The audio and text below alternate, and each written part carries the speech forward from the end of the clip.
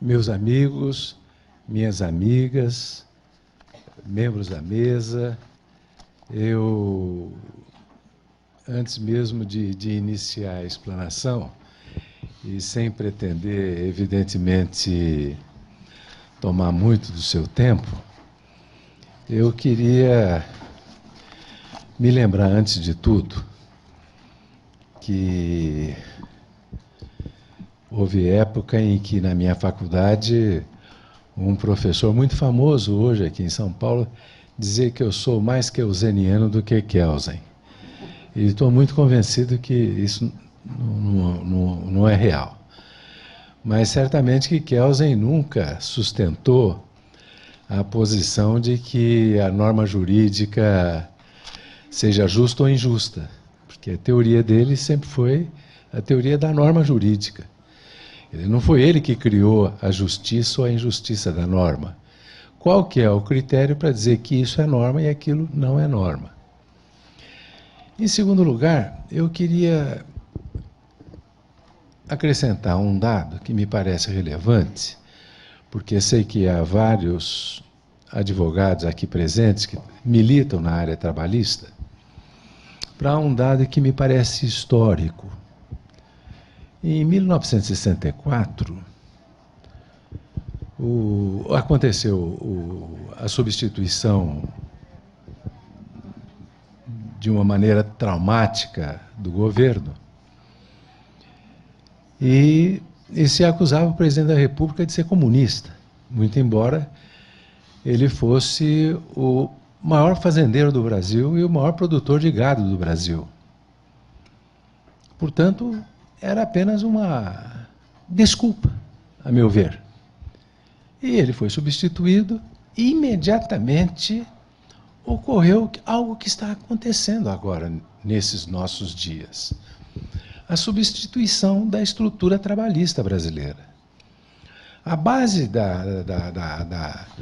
das demandas trabalhistas no Brasil, até então, era a estabilidade no tempo de serviço. Aí o governo falou, não vou tirar a estabilidade, vou apenas criar um sistema novo que chama Fundo de Garantia de Tempo de Serviço. O que significou? A estabilidade de emprego acabou. Acabou. O que está me parecendo que vai ocorrer isso agora. Porque o ilustre magistrado que nos antecedeu tocava o assunto e estava na minha cabeça a minha carreira de promotor de justiça, não é? E de advogado e de professor. Um ministro veio a público dizendo que de maneira nenhuma vai se terminar com o contrato individual do trabalho.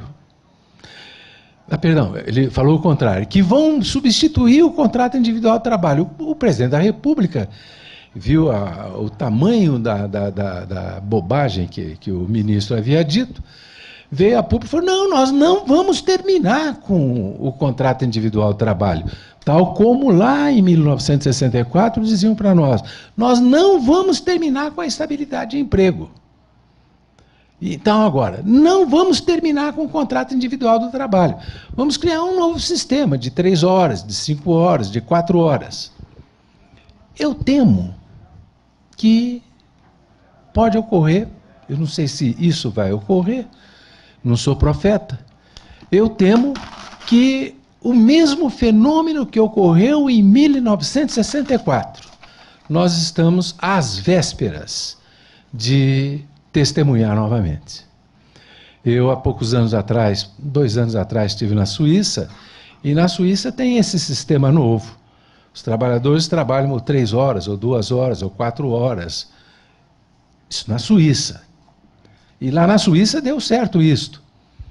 Eu suponho que, se por acaso for adotado um critério desse aqui no Brasil, vai ser desastroso. Vai ser desastroso. Bem, em segundo lugar, antes de iniciar a rápida viagem que eu vou fazer no tempo e no espaço, eu queria me lembrar de um acontecimento da minha vida profissional que já me leva há tantos anos que eu já me considero um valetudinário, não é? Já estou me aproximando dos 80 anos. Portanto, ontem à noite, quando eu fazia uma palestra numa cidade aqui próxima, alguém falou, veja só o registro da Ordem dos Advogados dele. O meu é pior do que o do Feres. É 15.609, o seu qual que é? Vai mudar de assunto. Aí, na mesma, 16 mil. Na mesma hora, o meu é 233, troca comigo. Me dá o 233 eu te dou 15 mil. Que vantagem é ter 15 mil numa hora dessa? E naqueles velhos tempos, então, eu tive uma experiência numa audiência em São Paulo que gostaria de servir de início da nossa manifestação aqui. No meio da audiência, por alguma razão, os trabalhos pararam e um velho advogado, que infelizmente eu não sei o nome dele, contou a seguinte história para nós. O que realmente retrata o fenômeno jurídico para mim, como a visão individual que cada um tem sobre a norma. Ela não é uma visão geral.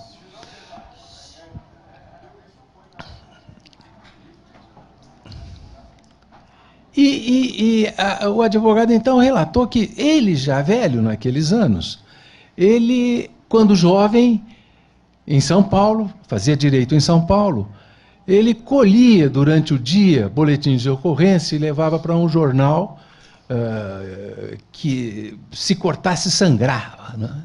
Que era um escandaloso e uma coisa terrível o jornal. E ele ganhava alguns trocados com isso aí, não é? E quem que cuidava de fazer a manchete do jornal era a pessoa que vendia o jornal. A manchete da primeira página era o que era vendido no jornal. E era feito por um francês, dizia ele para mim, para nós. Um francês que morava na redação do jornal, dormia lá, acordava lá. E acordava normalmente já embriagado.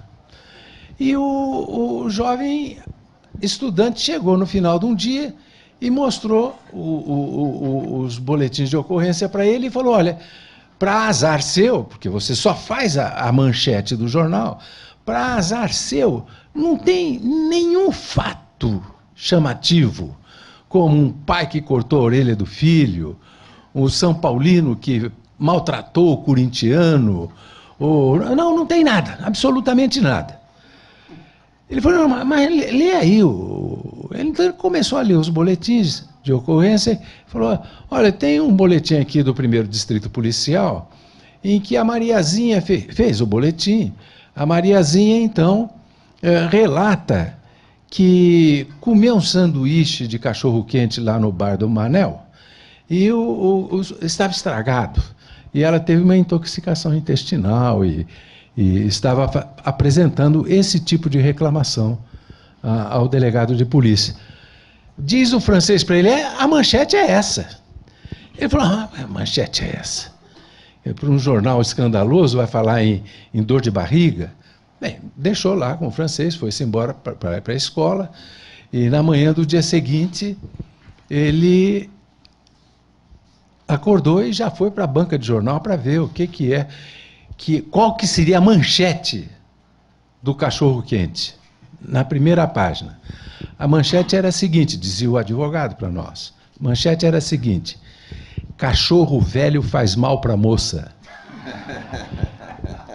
Aí, diz que nunca o jornal vendeu tanto quanto naquele dia, não é? Leia na página 2. E o francês não estava contando mentira, o cachorro velho fez mal para a moça, a norma é essa. Alguém poderá dizer, não, mas você me enganou. Não enganei. É o boletim de ocorrência, o cachorro velho fez mal para a moça. Agora, a interpretação que você deu, o que todos dão, a realidade é algo difuso, é algo que é um mistério muito grande e muito bom. A nossa vida é misteriosa e é bom que seja, penso eu. Mas então eu vou enfrentar o mais rápido possível essa excursão histórica, para dizer o seguinte, não, antes de falar lá, vamos falar aqui próximo, não é? Já que se falou em Kelsen, vamos lembrar que aquele grupo de Viena, que tanta experiência transmitiu para nós, eles se reuniam num café. Em Viena, portanto, o bar chama-se café. Em Portugal também. Eu perguntei para um português lá, onde é que fica o bar onde o Fernando Pessoa se embriagava? Bar? Não, café. Só que não serve café. Mas bar é uma coisa de segunda categoria. Então, eles se reuniam nas quintas-feiras e um deles escolhia o tema da quinta-feira seguinte. Na quinta-feira seguinte, nós vamos ficar aqui tomando café, água e outras coisas, mas vamos apenas discutir esse tema. E um dos temas, me parece que foi o tema que mais repercutiu durante o século XX, que é o seguinte: não existe nenhuma experiência humana sem uma linguagem. Portanto, a linguagem da matemática, do direito, da geometria, da sociologia, a que for, se não tiver uma linguagem, o homem não constrói uma mesa, não constrói um automóvel. Tem que existir um sujeito, um predicado e um verbo. Para tudo, em todos os campos.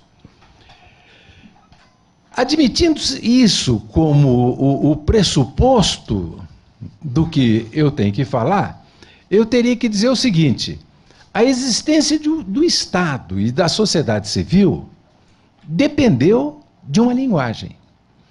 Os nossos historiadores dividem esse momento da história do homem olhando para esses povos, especialmente para os textos mais antigos, e eu tenho como texto de referência meu a Bíblia. Uma civilização que ainda é nômade. E a outra civilização que já é sedentária. E a diferença que os europeus fazem de uma civilização nômade e sedentária é a seguinte, para eles e para mim também. Na civilização nômade, a tribo anda sem parar em busca de comida. Portanto, o homem é caçador. E a mãe, a mulher, é que toma conta da tribo. De tal maneira que a estrutura jurídica, nesse instante, é matriarcal. Os homens podem ter relação sexual, e é um livro holandês muito importante, que é a História do Direito. Os homens podem ter relação sexual com todas as mulheres, menos com as mulheres que são parentes da sua mãe. Portanto, esta é a primeira norma. E estão caminhando. Num determinado momento, param. De nômades passam a ser sedentário. Surge a propriedade privada, surge o casamento monogâmico e surge a sociedade agora patriarcal. O direito já não é mais transmitido pela mãe, é transmitido pelo pai. Portanto, agora aparece o dinheiro, aparece meios de convivência entre as variadas tribos. Se por um acaso nós tivéssemos que lembrar de um fato desse, teríamos que nos lembrar do êxodo dos judeus pelo deserto no rumo da Terra Prometida. Porque, enfim, o Deus dos judeus criou a Terra, a Lua, o Sol, Netuno, a Via Láctea, criou tudo isto para, num pequeno planeta, escolher uma pequena tribo para dizer: vocês vão formar o meu povo. Vocês são o povo de Deus. Portanto, os judeus cortam o deserto no rumo da Terra Prometida. E o Moisés, num determinado momento, se choca com a orientação de Deus, está na Bíblia.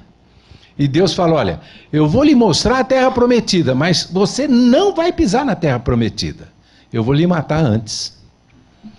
E realmente, quando chegam na Terra Prometida, do lado de cá do Rio Jordão tem um morro. Eu me sentei nesse morro, onde Moisés sentou com Deus, e Deus disse: do lado de lá do rio é a terra prometida. Eu lhe prometi a oportunidade de ver a terra prometida, mas você não vai pisar lá. Você mande o Josué atravessar o rio, eu vou parar o Jordão, vocês usem o jofar ao redor das muralhas daquela cidade, que a cidade é conhecida por todos nós, não é? Jericó, que depois de um determinado momento eu derrubarei, eu que sou Deus, derrubarei, está lá na Bíblia, eu derrubarei todas as muralhas da cidade, e vocês então invadam a cidade e matem todos os homens, todas as mulheres, todas as crianças e até os cabritos, menos as prostitutas. Portanto, aquela sociedade que vai ser destruída é uma sociedade que tem casa, que tem muralha, que tem família, que tem filho, que tem cabrito e que tem prostituta, portanto tem dinheiro. Em contraste com essa sociedade que vem vindo do deserto, que é nômade, aquela já é sedentária. E os judeus vão lá, destroem Jericó e começam a tomar conta da terra prometida. Assim, há uma distinção entre o direito da tribo nômade, que é o do judeu, e da sociedade que está em Jericó, que eu não sei qual é, que já é sedentária e que já tem um direito muito mais evoluído e que foi destruída nesse momento. É curioso que lá no Monte Nebo, eu fiquei sentado olhando para Jericó, do lado de lá, já é Israel do lado de lá hoje, né? E tem uma placa, que ali foi deixada pelo Papa João Paulo II, que eu não vou nem falar em latim já, não é? Que diz assim: um só Deus, Pai de todos, todos irmãos. Que me perdoe, não é isso. O Deus dos judeus não é o Deus dos árabes que estão ali, porque o Monte Nebo está na Jordânia, não é? E não são irmãos. Os homens não são irmãos. E, em terceiro lugar, essa visão de céu é uma visão de cada um e de cada religião. Eu lia anteontem Voltaire, e Voltaire criticava um dos grandes filósofos do cristianismo, que foi Santo Agostinho. Santo Agostinho tomou conhecimento que os caldeus diziam que o mundo tinha pessoas que residiam do outro lado, lá embaixo. E o Santo Agostinho, com toda a capacidade dele, fala: mas como que esses caldeus podem falar uma besteira tão grande? Como é que o homem vai andar de cabeça para baixo? Ele deixou essa visão. Ele deixou essa visão. O Fernando Pessoa deixou uma das visões mais bonitas que eu conheço desse período, que é um poema em que ele assina o próprio nome dele, que é Mar Português. Fala: ó, mar português, quantas lágrimas as mulheres choraram, as mulheres portuguesas choraram para salgar as suas águas. Quantas noivas perderam seus maridos. E se alguém quiser ir além da dor, tem que ir além do bojador. Eu fui lá ao bojador, já na África, porque o bojador é um cabo. E a água do mar bate ali e surge uma neblina muito grande. E aquelas galeras portuguesas de 30 metros de tamanho, levadas pelo vento, sem motor, se aproximavam dali acreditando que teria a possibilidade de atacar Marrocos pelo sul. Acreditava que a África estava acabando ali. E tinha um verdadeiro horror de entrar naquela neblina, porque eles supunham que ali a água do mar caía no inferno, o inferno fervia a água e dava aquela neblina. Portanto, se o meu navio, se a minha galera cair ali, eu vou cair no inferno. Até que em 1453, se a minha memória não estiver muito ruim, o Gil Eanes passou pela neblina e descobriu que o mundo continuava. Tanto é que o poema do Pessoa tem uma frase maravilhosa aí nesse instante, né? Se você quiser ir além da dor, tem que ir além do bojador. A vida vai continuar. A terra vai continuar do lado de lá. E o Gil Eanes volta correndo para Portugal e vira para o rei de Portugal e falou: olha, a terra não termina no bojador, não, ela continua. E vamos. O que é que o português fez para o mundo? O português descobriu o mundo para o mundo. Foi essa a grande descoberta de toda a nossa civilização. Logo depois, ocorreu um fato muito importante na evolução do Estado e da sociedade civil, que foi a invasão dos árabes na Península Ibérica. Portanto, os árabes ficaram na Península Ibérica durante 700 anos, 7 séculos, pouco mais do que isso. E eles trouxeram vários conhecimentos da Ásia para a nossa civilização. Um deles, foram eles que criaram a primeira escola de medicina que se conhece. E o homem que criou essa primeira escola de medicina, que em português nós o conhecemos pelo nome de Avicena, há várias escolas aí com o nome de Avicena, na verdade esse persa muçulmano, ele era conhecido na terra dele como Ibn Sina, razão pela qual os nossos professores não nos dizem isso, mas razão pela qual medicina chama-se medicina, por causa do Ibn Sina. Os árabes trouxeram mais alguma coisa de lá. Eles trouxeram um dado que eu fico pensando que me espanta. Eles trouxeram da Índia o zero. Eu que sempre gostei de matemática, fico pensando como é que se faz a conta de divisão de 453 dividido por 89 com os algarismos romanos, sem zero. Sem zero. Como é que se faz essa conta de divisão? O árabe veio e trouxe da Índia o zero, que na verdade não era zero, era o vento pequeno que passava, era o zéfiro. O zéfiro virou o zero e nós fizemos a nossa civilização. Os franceses tomaram conta da Inglaterra, razão pela qual quem tiver a vontade de examinar a história da Inglaterra por Winston Churchill vai falar da linguagem. Ele vai dizer: os bretões na Inglaterra são os trabalhadores.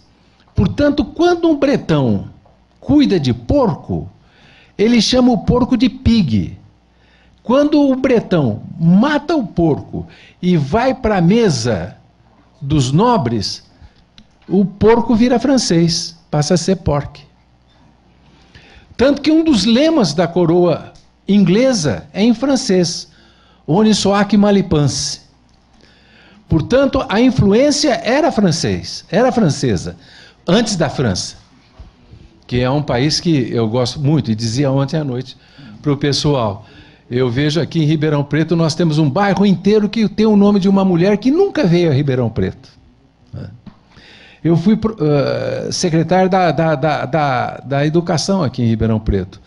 Há uma escola aqui em Ribeirão Preto que tem o nome de uma mulher que também nunca veio aqui em Ribeirão Preto, porque o prefeito da época me contou que foi até Brasília buscar dinheiro para construir a escola, e o presidente ou alguma coisa lá da Caixa Econômica disse para ele: eu arranjo esse dinheiro, mas coloque o nome da minha mulher que morreu. Eu lembro muito dela. Ele construiu a escola e a escola tem o nome de uma senhora que morreu em algum lugar aí, em algum espaço, que nós não temos a noção. Muito diferente, por exemplo, da França. Portanto, a França, para o Júlio César, no De Bello Gallico, era o local onde era só brejo. Razão pela qual, em latim, ele vai chamar aquela região de Lutécia, que é brejo. Quem até hoje, e o francês gosta muito disso, nós saímos do Louvre, aquela rua do Louvre vai virar um pouco mais adiante a 25 de março de São Paulo, onde as senhoras, a minha, por exemplo, gosta muito de ir para lá, não é? E esse bairro, é claro, que tem o nome daquela época. Esse bairro é o Marais. E Marais significa brejo. E o francês faz absoluta... Não vai mudar o nome daqui, colocar o nome do general, da esposa do general, como o bairro de Ribeirão Preto. Que vai ficar Marré. Eu fui ao Marré mais de uma vez. Há uma rua no Marré que se chama a Rua da Árvore Seca. E um pouco mais acima, já chegando na universidade, quase que na esquina do bairro onde o Jean-Paul Sartre tomava chá de melissa à tarde com a mulher dele, é claro que ele misturava outras coisas no chá, não é? Ali tem uma rua que chama-se Rua do Sabor, com um T mudo, não é? E a Rua do Sabor é porque os trabalhadores franceses, no início da Revolução Industrial, passaram a usar tamancos de madeira como os holandeses. E tamanco, em francês, é sabor. 10 minutos. É sabor. Eu vou precisar de pelo menos mais 15 minutos. É sabor. Com T mudo. Portanto, quando existia o conflito entre empregador e empregado na França, eles, trabalhadores, paravam de trabalhar e iam para uma praça na França, em Paris, que se chama Praça da Greve. Praça da Greve, que está lá até hoje. Quando não se resolvia esse conflito, esses trabalhadores apanhavam o sabor deles e colocavam no tear do empregador e quebravam o tear. Cometiam uma sabotagem. E essa linguagem começou a ser criada com uma sociedade individualizada. Surge, portanto, a estrutura da República Francesa, que exerceu fortíssima influência nos Estados Unidos. Tanto é que aqueles que lutaram nos Estados Unidos pela instituição dessa república lutaram contra a monarquia inglesa. Assim, aqui em Ribeirão Preto nós temos uma rua, e eu moro bem perto dela, que é de um francês que lutou ao lado de Washington contra os ingleses, que é a Rua Lafayette. Lafayette é francês, e que lutou nos Estados Unidos. Portanto, nós criamos essa estrutura que eu estou fazendo uma breve viagem histórica em torno disso, pulando um ponto importantíssimo, que eu vou pedir para fazer um pequeno retorno, porque eu não passei por Roma. Porque lá em Roma também havia tribos. E estas tribos eram chefiadas pelo pai de família. Portanto, pater familias, em Roma antiga, não é pai da família, é o chefe da família, é o cacique. Esse homem é o que tem o direito de vida e morte sobre todos os membros da tribo. Ius vitae et mortis. Levando em conta que as tribos eram fechadas.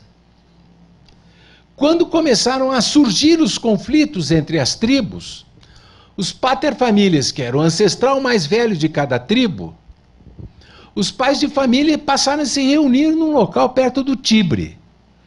Como velho, em latim, é senex, portanto, vai dar em português senilidade, o local onde esses velhos caciques se reuniram passou a se chamar Senado, o local dos senex.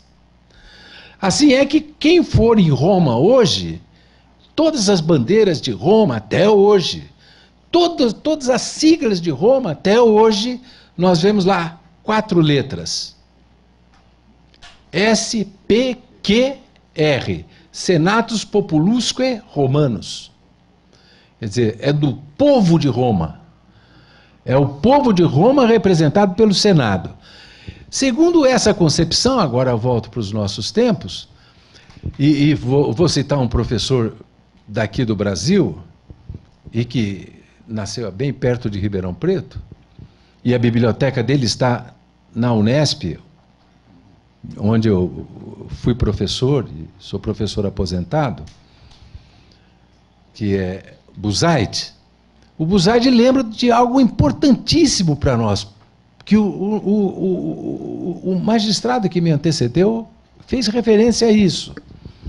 Se existe um Estado e existe a sociedade civil, qual das duas entidades é a prevalente? É a sociedade civil.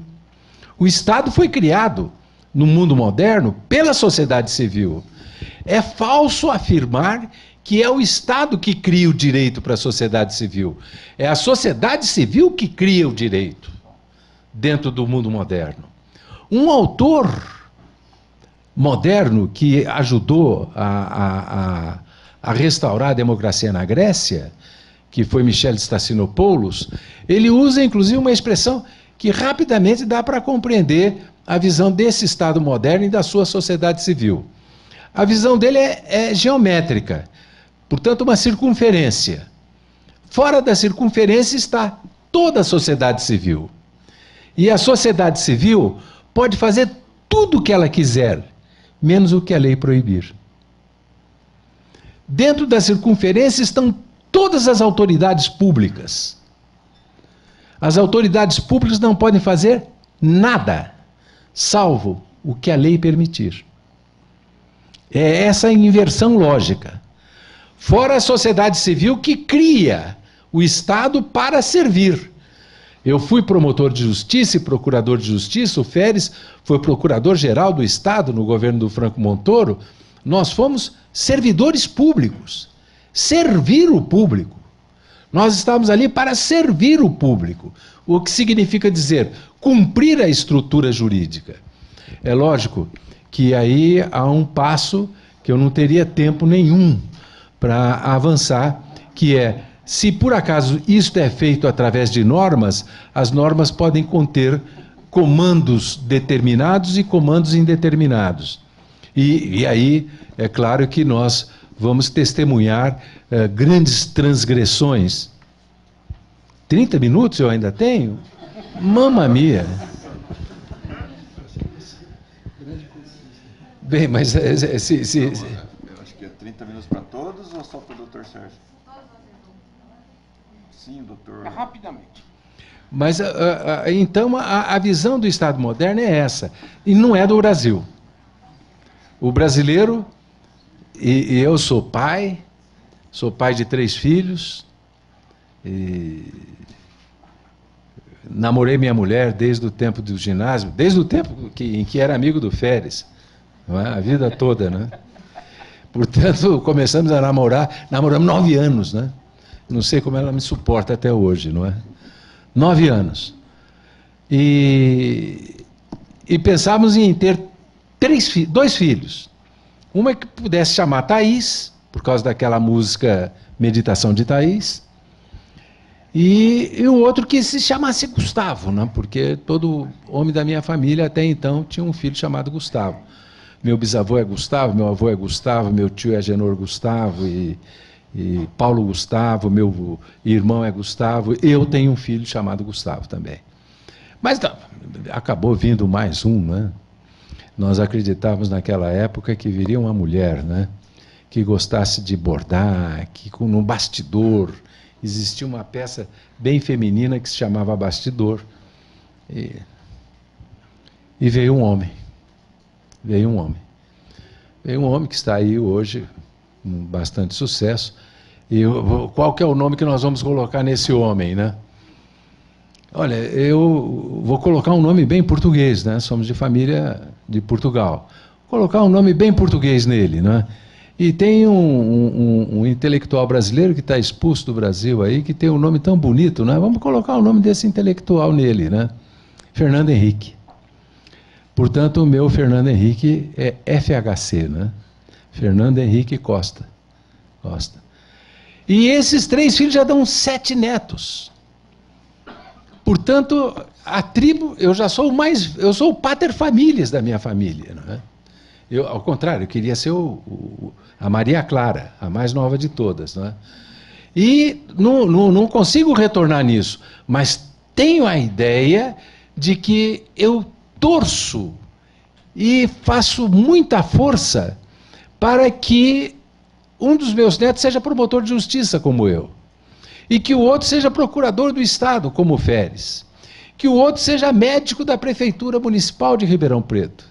E que o outro seja piloto da FAB, como eu fui piloto civil, sou da reserva da FAB. Ou seja, fica parecendo que na nossa cabeça não há saída para o brasileiro senão pela área pública.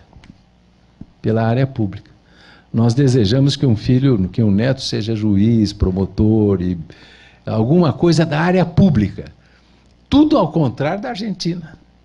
Tudo ao contrário dos Estados Unidos. Quer dizer, o importante é a sociedade civil. Com certeza que é a sociedade civil. Agora, nós precisamos construir uma cultura nesse sentido, para dizer, é um verdadeiro absurdo, a meu ver, os órgãos da sociedade civil estando exercendo funções que a sociedade civil lhe deu, como pública, trabalhando contra a liberdade da sociedade civil. Isso é um absurdo total. Eu suponho, eu vou citar apenas um exemplo dos nossos dias, não é? É um absurdo dos absurdos absurdos. A quebra do sigilo telefônico. Isso é inconstitucional, é ilegal e é crime. E, no entanto, todo dia nós presenciamos a quebra do sigilo telefônico, presenciamos a transmissão de notícias das mais... Agora, há poucos dias atrás, um diálogo entre um advogado que foi meu aluno, brigando com a ex-mulher na televisão a respeito de dinheiro. Na televisão de Ribeirão Preto. De Ribeirão Preto. Isto, se ocorresse numa sociedade um pouco mais adiantada, iria criar uma revolta muito grande. Muito grande. Isso é inconstitucional, isso é ilegal e isso é crime.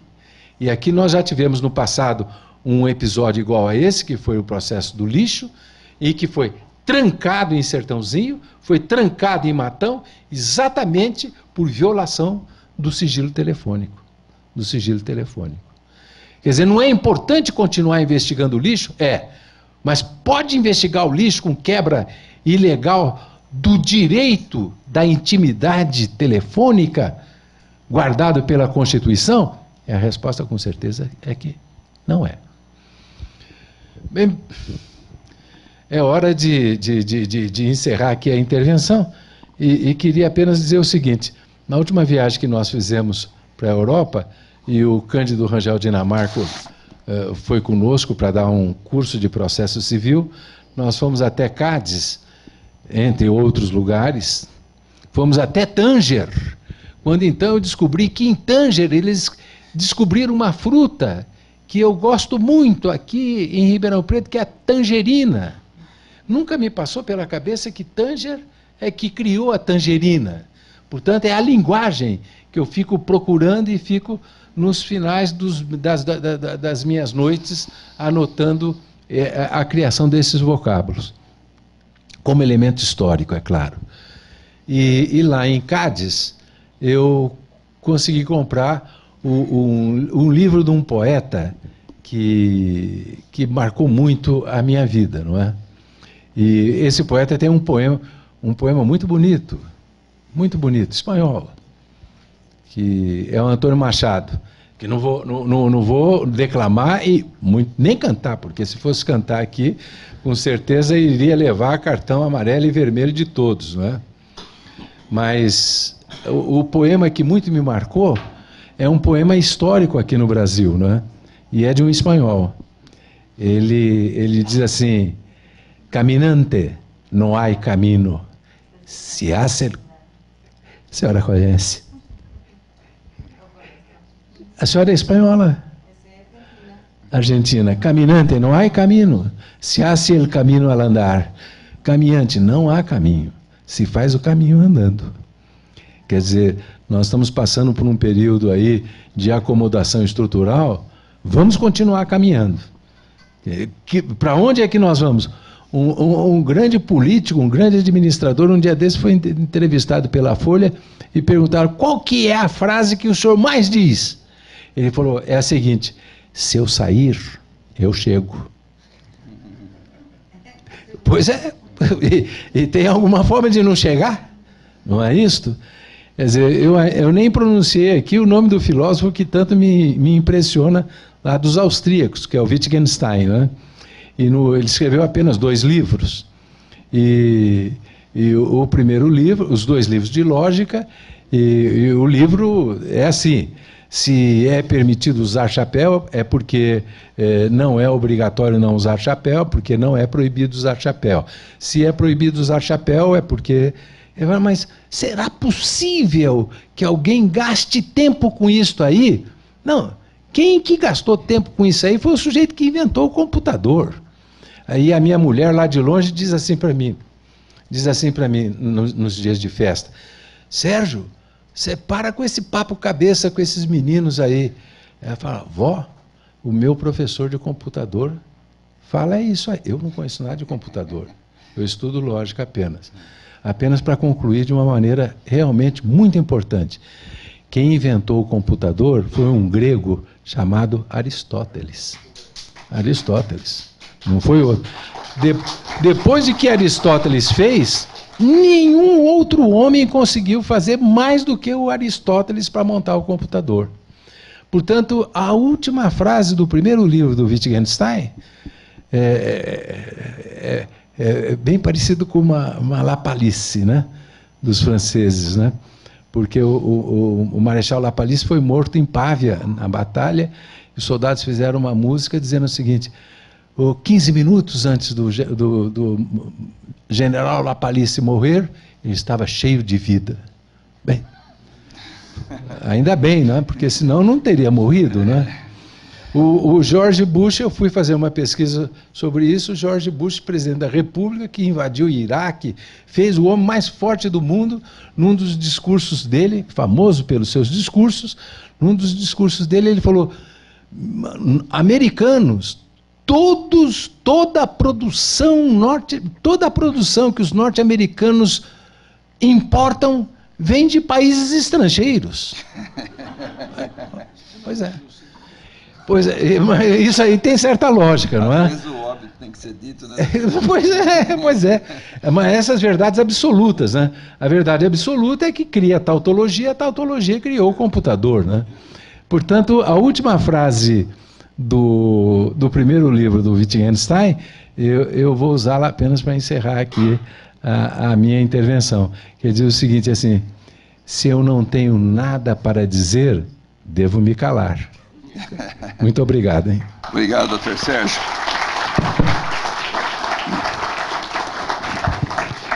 Bom dia a todos. O doutor Sérgio, parabéns, como sempre, brilhante, nos trazendo sempre muitos conhecimentos. Algumas considerações a fazer nesse momento.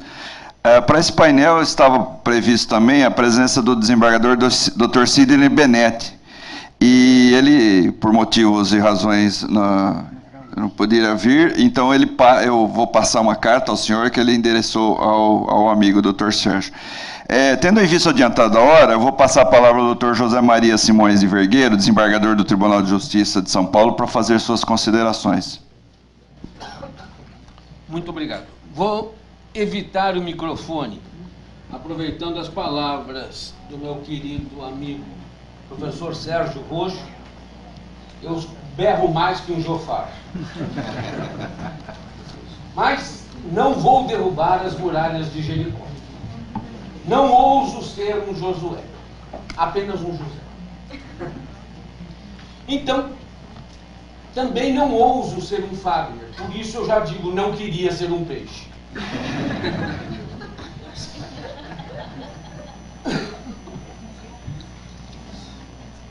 Simplesmente eu queria dizer algumas coisinhas aos senhores. Quais os nossos objetivos? Qual o nosso tema?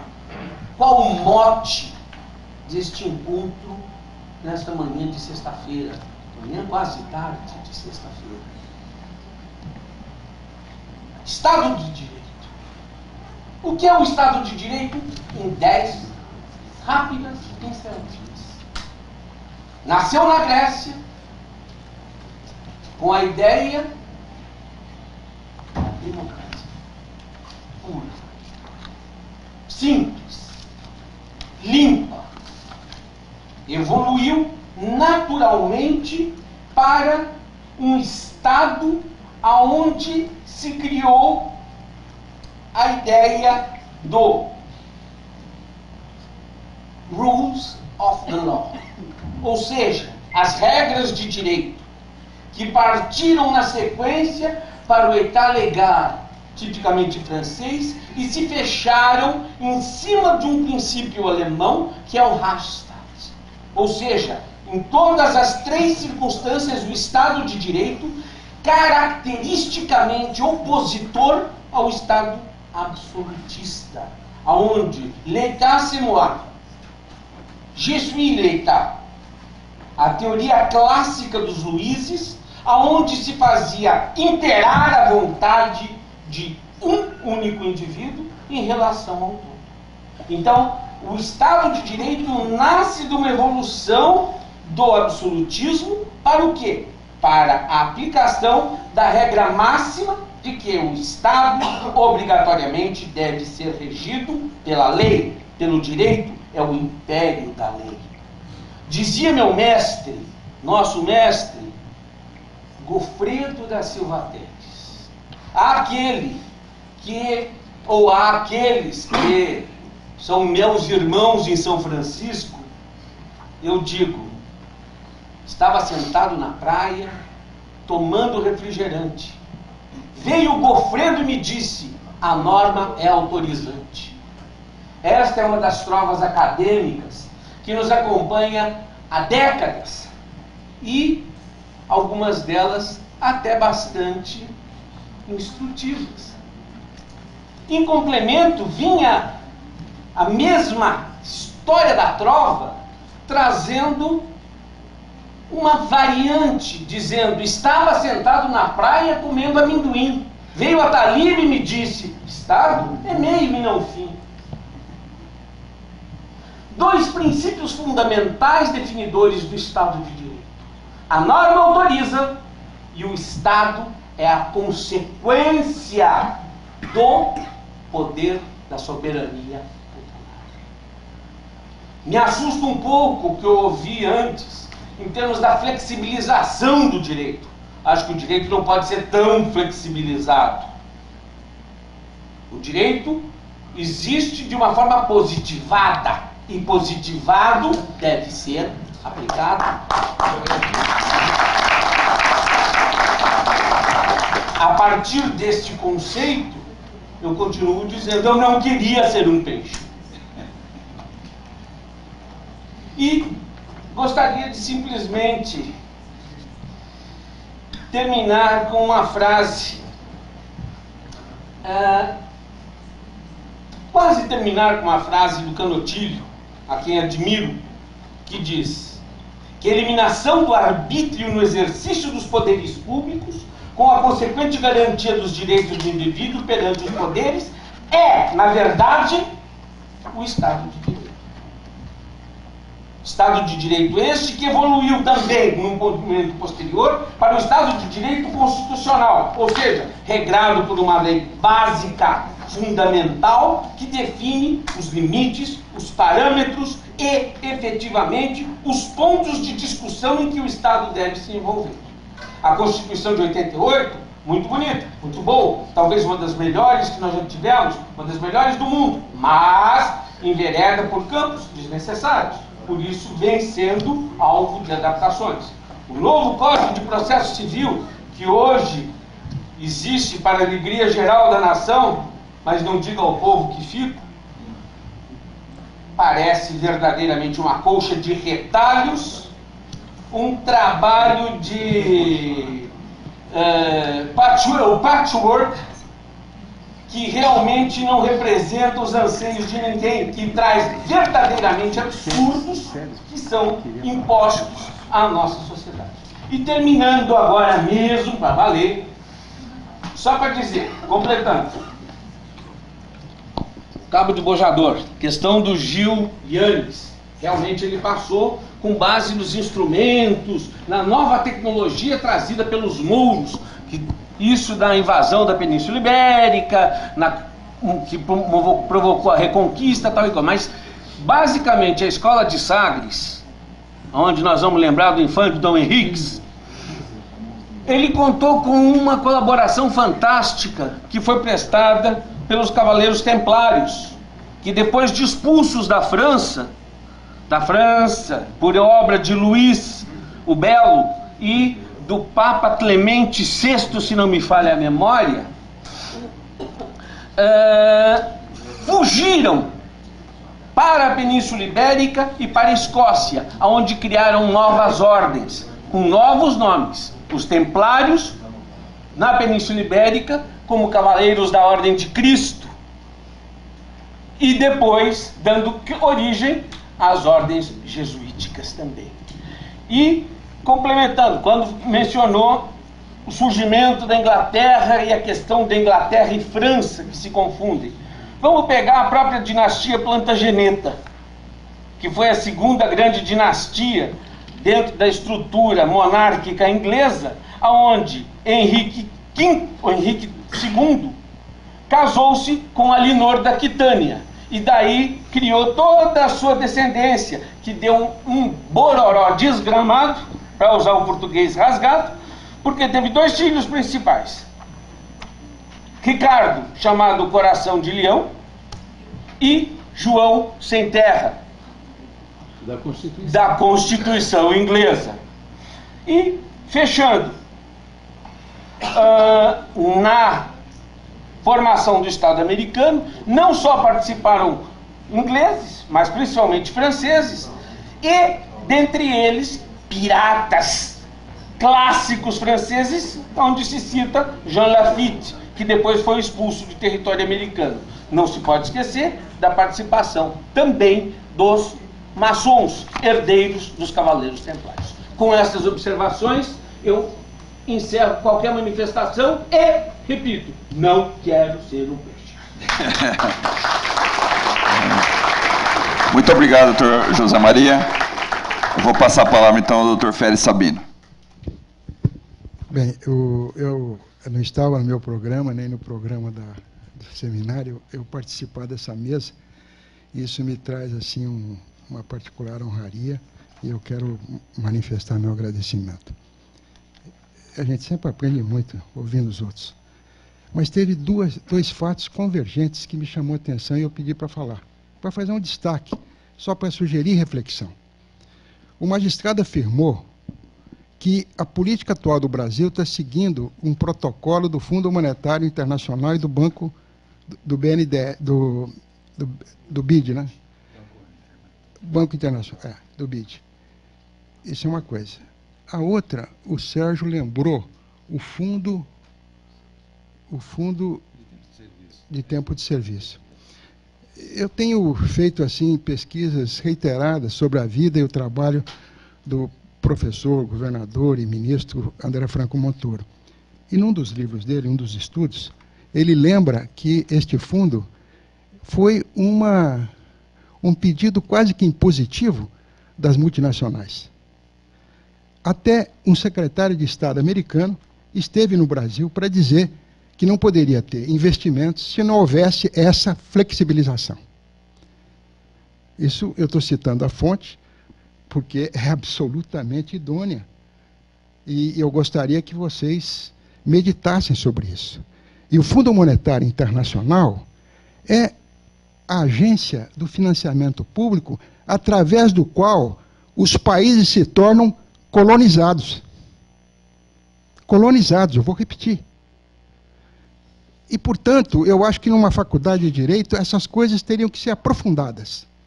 E eu que não tenho muita leitura, se um aluno, um professor me dissesse, olha, qual o livro que você te impressionou, que você acha que é absolutamente necessário que se leia hoje? Eu diria, olha, é de um filósofo italiano que leciona nas faculdades americanas, que escreveu juntamente com um antropólogo americano um livro de um título que me chamou a atenção. Diz assim, Pilhagem. Quando o Estado de Direito é ilegal. Eu acho que, quando me apaixono pelas coisas, eu gostaria que houvesse um seminário. E isso sempre me chocou muito, porque hoje tem reflexões importantes a respeito da necessidade do país, como o Montoro dizia, seguindo uma série de outros brasileiros ilustres, que nós temos que assumir a nossa origem ameríndia e africana para construir as nossas instituições. E um livro recente do Eduardo Janetti, ele termina extraordinariamente bem com esta sugestão, com esse pedido, com essa reflexão. O Brasil precisa debruçar sobre as suas raízes ameríndias e africanas para não entrar de alegre na exploração internacional. Muito obrigado.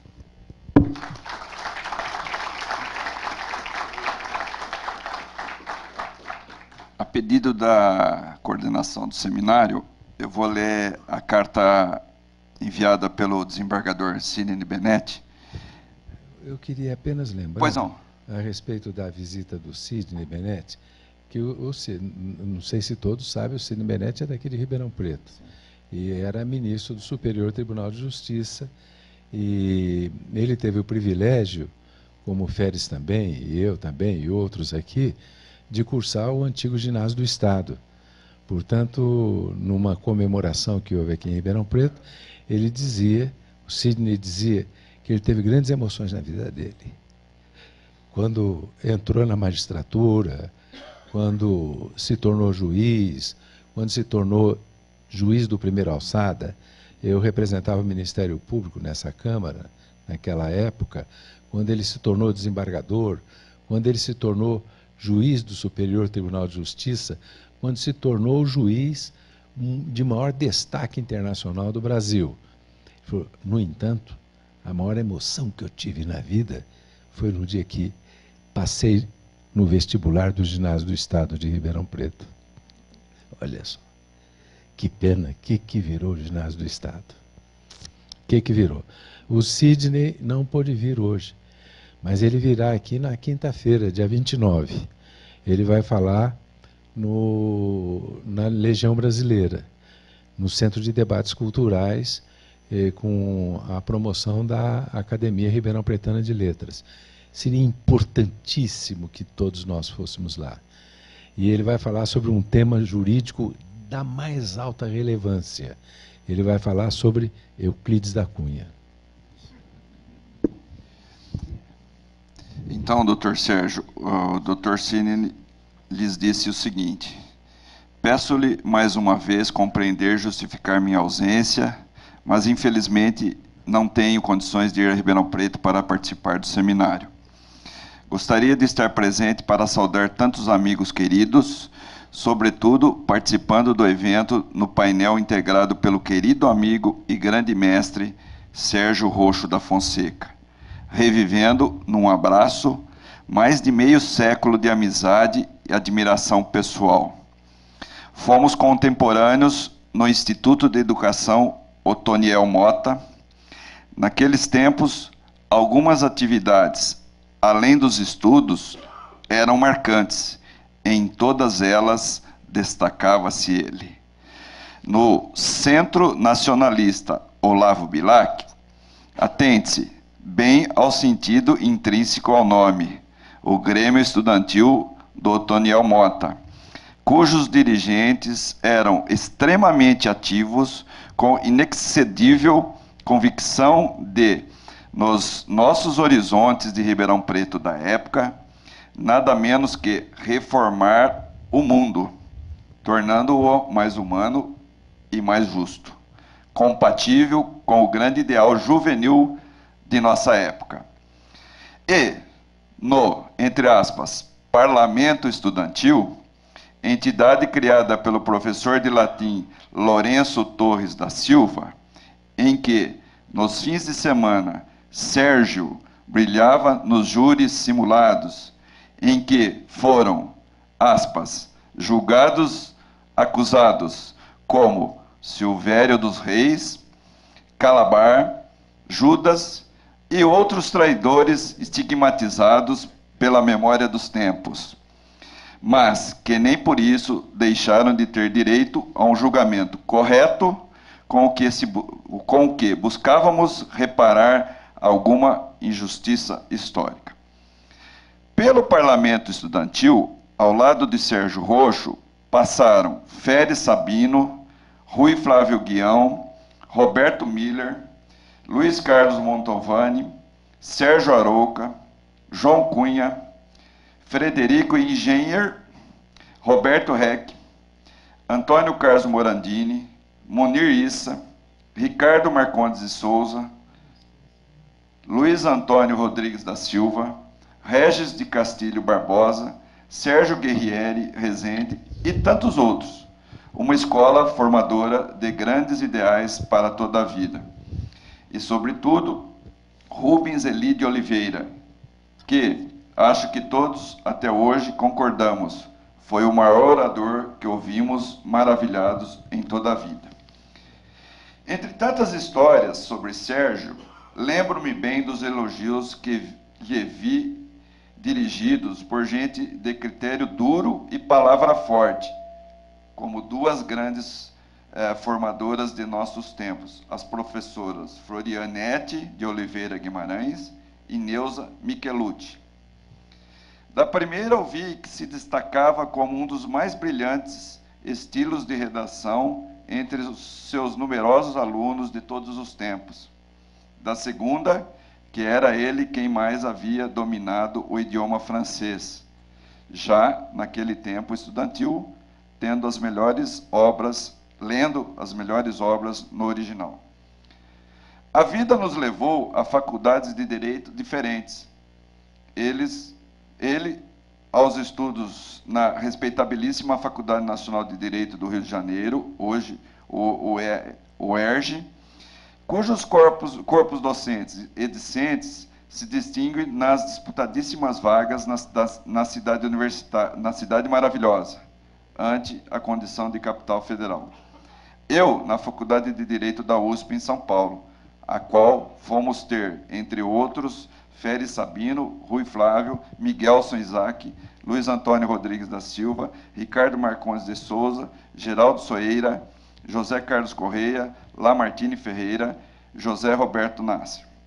Sérgio Roxo, já promotor de justiça e sem condições de receber informações rápidas, foi quem, por intermédio da esposa, Ana Maria, irmã de Maria Lúcia, excelente aluna, que certa vez me socorreu com aulas particulares de reforço em português, salvando-me da morte certa pelas duas mãos da grande mestre Luci Musa Julião, a quem todos tanto devemos de nossa formação.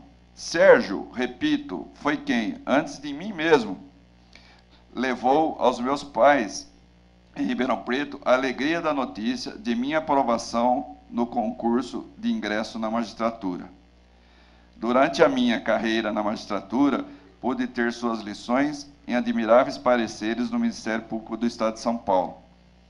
Sendo intelectual idealista dos livros e dos escritos, aposentou-se do Ministério Público, ocupou cargos públicos, disputou dura eleição e, por exígua diferença de cerca de 0,5% de votos, não foi prefeito de Ribeirão Preto. Tornou-se advogado, juntando-se à grande comunidade advocatícia de Ribeirão Preto, com suas estrelas da maior grandeza, no passado e no presente, com nomes que seria infindável enumerar. Mas talvez nada supere a marca docente de Sérgio Roxo da Fonseca, um grandioso jurista, mestre, doutor, professor titular da Unesp e da Universidade de São Carlos.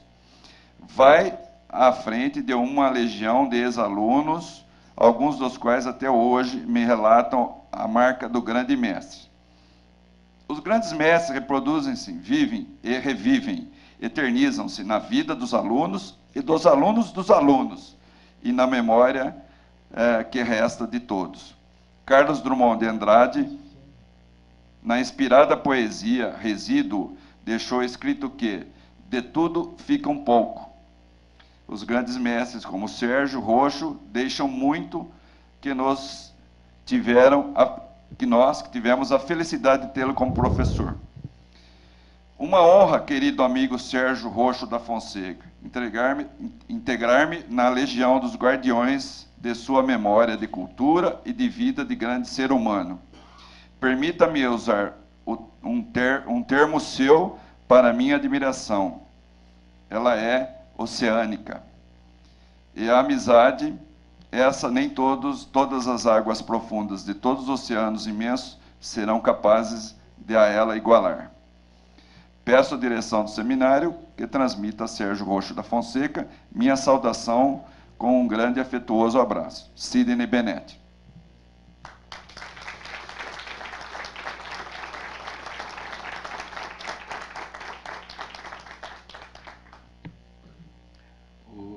O Félix foi presidente do CNOB, né? Do Centro Nacionalista Olavo Bilac. Né? Nós dois fomos eleitos na mesma chapa. E meu pai foi transferido, voltou para o Rio de Janeiro. Eu não nasci em Ribeirão Preto, né? E, portanto, estudei lá no Rio, mas continuei namorando a minha namorada e acabei me casando com ela, né? Portanto, eu virei paulista. Eu uso paletó, gravata, paro o automóvel no meio-fio. E os meus irmãos nascidos em Ribeirão Preto, que foram para lá, assim, eu torço para o São Paulo Futebol Clube. E os meus irmãos de Ribeirão Preto voltaram para lá, uso camisa regateira, chinelo havaiana, e torce para o Vasco é Vasco, o resto é fiasco. Né? Mas a verdade é que essas lembranças são muito importantes para nós. Nós todos morávamos ali ao redor da igreja de São José. Eu queria apenas fazer um registro importantíssimo para esse tipo da história de Ribeirão Preto. O pai do Sidney Benetti, esse magistrado de repercussão internacional, ministro do Superior Tribunal de Justiça, ele era o marceneiro da esquina.